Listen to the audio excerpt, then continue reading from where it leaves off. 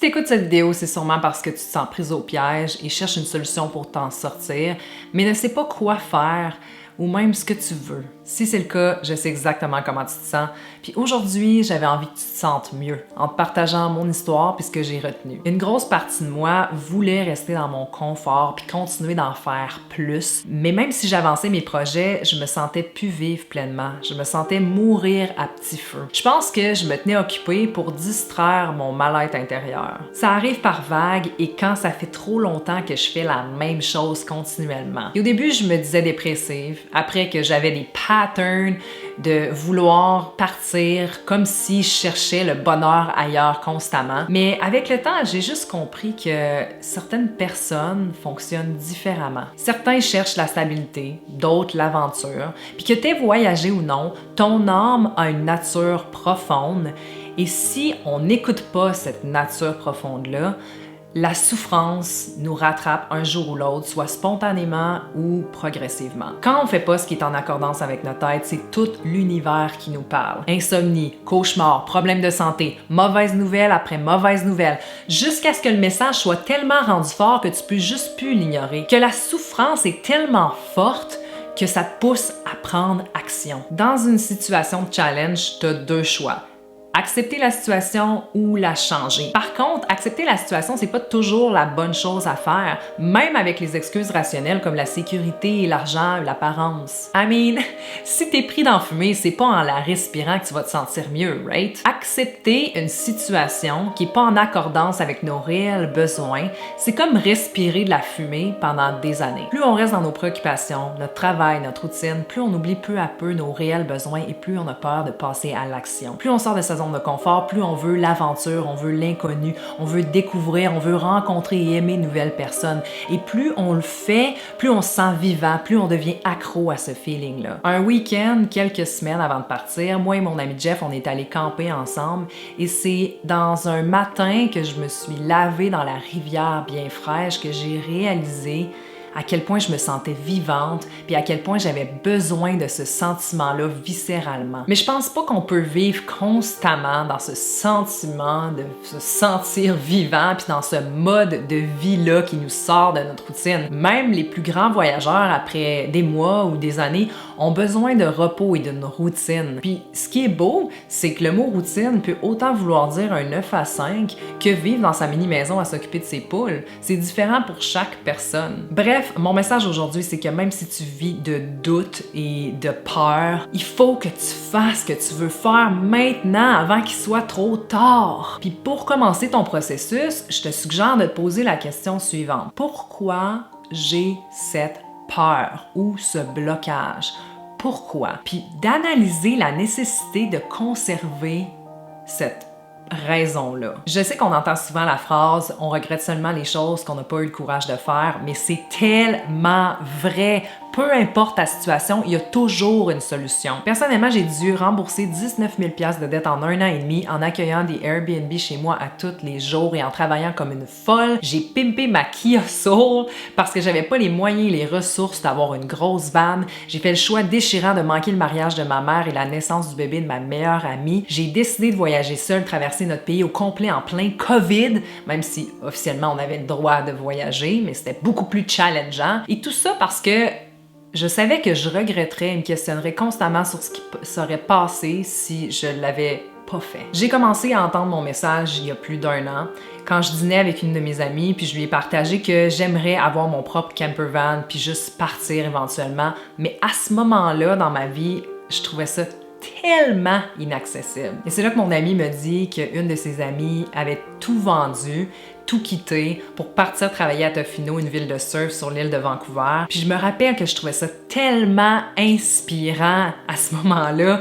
Je l'enviais, mais pour moi, c'était impossible de faire ce move-là. J'étais complètement paralysée, puis je me posais même pas la question pourquoi. C'était juste comme non. Quelques semaines plus tard, je suis tombée sur une vidéo sur YouTube d'une fille qui voyageait dans son camper van sur l'île de Vancouver. Puis encore une fois, je l'enviais en me disant que moi, c'était impossible de faire ça, que j'avais beaucoup trop de responsabilités puis de limitations pour passer à l'action. Pas longtemps après ça, mon emploi était encore plus malsain et mon collègue m'a annoncé qu'il s'en allait pour un autre emploi. Et c'est là que j'ai pris ma première action de quitter mon emploi parce que la souffrance était rendue trop grande. Mais à ce moment-là, j'étais pas prête à partir encore parce que j'étais complètement épuisée, dépressive et dans les dettes. Après quelques mois à me reposer, j'ai réalisé que je me voyais juste plus vivre à Québec. T'sais, la simple pensée de me trouver un emploi dans ma ville me déprimait. J'avais reçu une bonne somme d'argent pour les vacances que j'avais jamais prises à mon emploi qui m'ont permis de rembourser le reste de ma dette. Et c'est là que j'ai commencé à essayer de chercher un emploi ailleurs au Canada,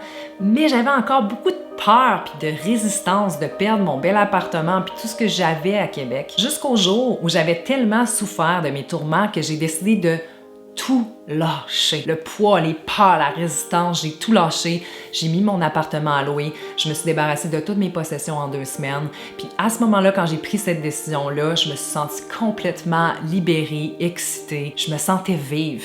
Puis c'est là qu'on sait qu'on écoute son âme. Après avoir traversé le Canada au grand complet, seule, avec moi-même et ma petite Kia Soul, j'ai travaillé dans un café à Tofino, la ville qui m'avait tellement inspirée à partir. Puis j'ai même rencontré la fille, la YouTubeuse qui vivait dans sa van, qui est venue au café directement. J'étais comme...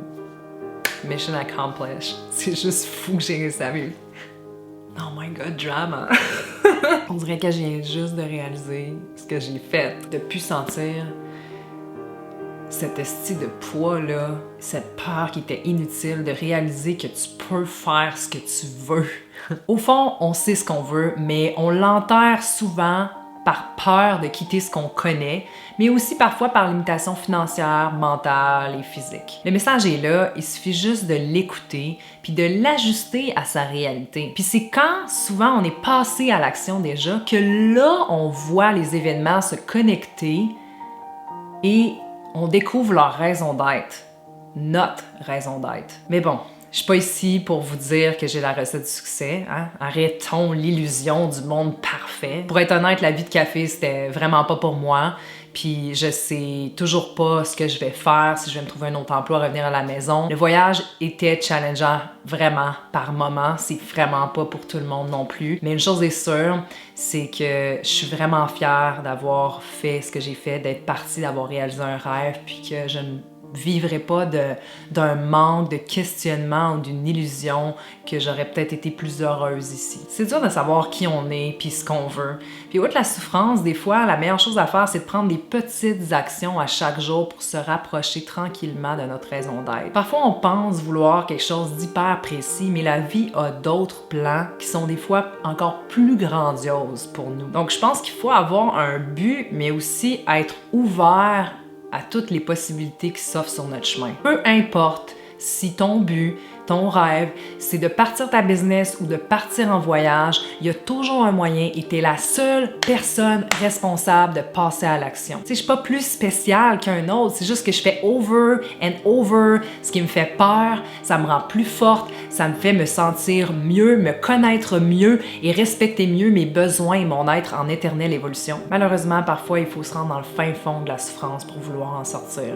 Puis c'est souvent ce qui arrive quand on écoute trop ses peurs sans se poser de questions, puis on reste dans son mal-être trop longtemps. Fait que si tu as déjà conscience qu'il y a quelque chose qui fonctionne pas ou que tu as peur de faire puis voudrais vraiment te libérer, je te conseille de passer à l'action maintenant. Parce que sinon, grandes sont les chances que le reste apporte encore plus de souffrance que nécessaire. Puis si ce que tu veux est encore vague, ben demande-toi ce que tu veux plus, puis fais le ménage. Et si même ça, c'est trop difficile pour toi en ce moment, c'est sûrement parce que tu t'es rendu trop loin sans t'écouter. Et à ça, je te suggère de prendre une pause, d'arrêter, de te poser, de vivre pleinement cette période plus creuse en prenant une pause. Une pause de jugement, une pause de travail, une pause d'action, une fucking pause. Tu le mérites, puis ça va te permettre d'éventuellement y voir plus clair. Tout finit par passer, la vie c'est des vagues, et un jour ou l'autre, on refait surface. C'est Émilie Brousseau, j'espère que vous avez aimé. Si c'est le cas, n'oubliez pas de nous le faire savoir en likant, partageant, commentant. Vous pouvez partager votre propre expérience, me poser toutes les questions que vous voulez, ça va me faire plaisir de vous lire et vous répondre. Et sinon, merci infiniment de faire partie de cette belle communauté. On se revoit la semaine prochaine. Namaste, guys!